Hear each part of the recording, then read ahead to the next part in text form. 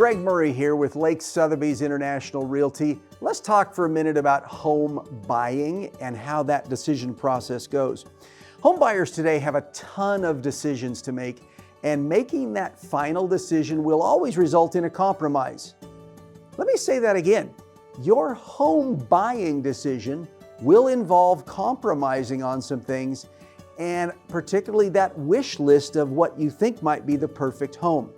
Therefore, it's important to determine early in your process what's really important or what matters most to you in your new home.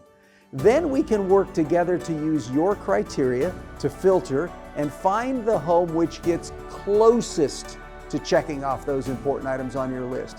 By the way, this is super personal to you. You decide what's important, not your friends, not your agent, so you decide what it is and you stick to it. Even so, let's talk about some pretty common items which buyers focus on, and let me maybe help you prioritize this list as follows.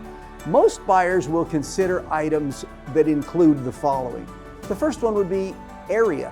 What part of town do I want to live in? How far is my commute to work or school?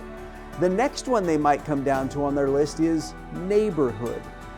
What's nearby for parks? Is there a grocery store in the area? What about churches or schools? And what do the other homes in the neighborhood look like? Does this feel like a safe neighborhood? We might then work down your priority list to floor plan. What do you value in the layout? Is it a big kitchen? Is it a private owner's bedroom? Is it a finished lower level? Once we get through that, then we might move down to home site or the lot that it's built on. Do I want to live on a corner? Do I want a big yard? Do I prefer a small yard? Don't want to get burdened with all the yard work. You decide. Then we might move down to, say, financing might be an important part of this purchase decision. Do you need to find a home where the seller is willing to pay some of your closing costs or provide what we call seller-paid concessions? Lowest on my list might be finishes and colors and style. You decide what's important to you on those things. Now, importantly, I've given these to you in an intentional order. I've listed these from most difficult to change to easiest to change.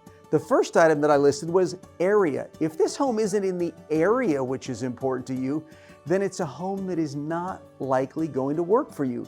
Even if it has a beautiful kitchen and an amazing yard, if it's the wrong area and the wrong neighborhood, it's not going to work. So save yourself some time and check it off your list. But if it is the right area and a great neighborhood and has a really good floor plan, but it needs paint and carpet, well, guess what?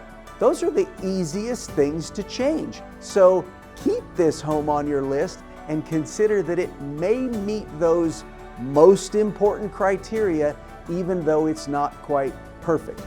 Here's the deal.